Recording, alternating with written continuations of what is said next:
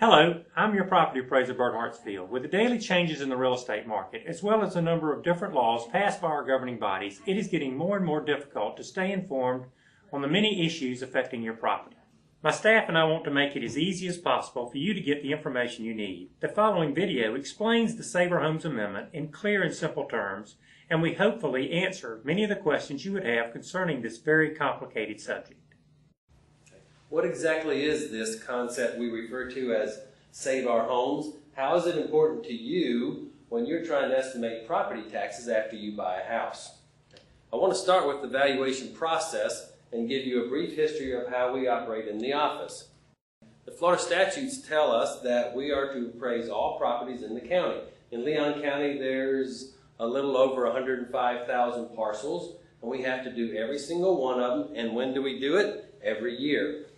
Statutes demand that we appraise all properties as of January 1 every year.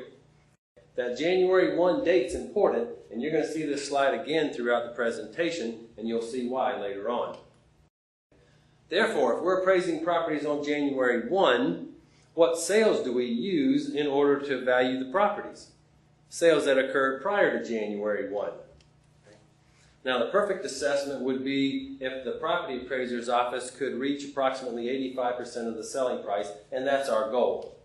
So in summary, market values are, as of January 1 each year, they're based on the previous year's sales, and they approximate 85% of the selling price. Now, really why you're here today is because you want to know what tax shock is, what Save Our Homes is, and how they relate. We want to see what this is and how to calculate it. In 1992, voters in Florida approved Amendment 10 to the Florida Constitution that said, in 1994 as the base year, I want you to cap my assessment from that point forward as long as I live in my house and file homestead exemption. And that cap can be no more than 3% a year or the percent change in the Consumer Price Index. Remember, Save Our Homes applies only to those homes that receive homestead exemption. And over the years, as the market values have grown and the homestead exemption properties have had their cap limited to a maximum of 3%, we've created a gap between the market value and the Save Our Homes value. However, after a sale, the Save Our Homes must be reset to the current market value in the following year. So tax shock is the increase in the assessed value when the Save Our Homes is reset in the year following a sale. The problem comes in the fact that market values have increasingly grown in Florida and in Leon County at double-digit rates while your assessed value has remained capped at 3%. And so the gap widens. You have double-digit increases in the market while the Save Our Homes is limited to a 3% increase. Here's a history of the last 5 or 6 years of some of the Save Our Homes percent increases. You can see since 2002, which is the year where market values have risen astronomically in the state, we have capped properties at 2.4%, 1.9%, and 3% respectively. Now let's look at an example real quick.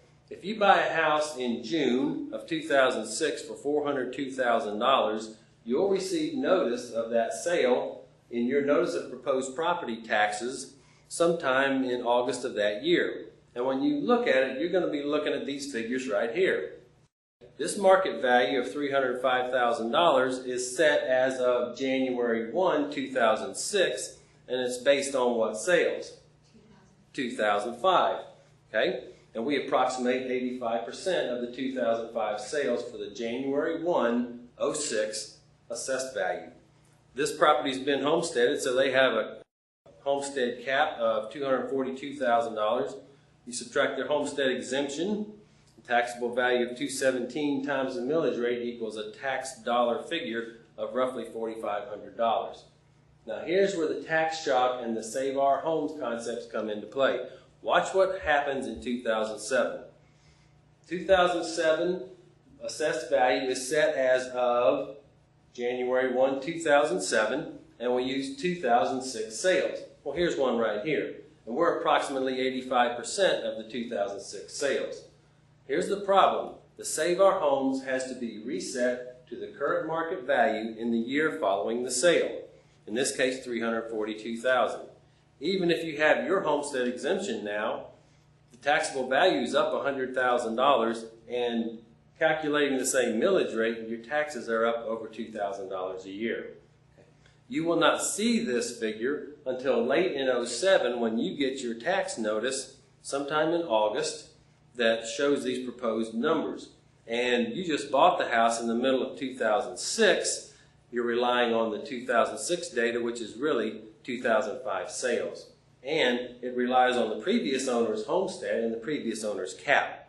And all that comes off and gets reset to the market on January 1, 2007. As you can see, the whole appraisal process hinges on the January 1 assessment date.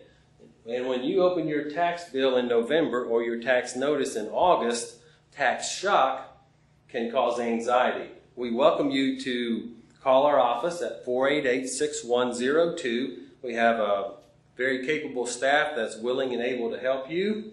And you can also use some of the tools here on the website, such as the tax estimator, which will help you calculate your taxes due in the year following a sale.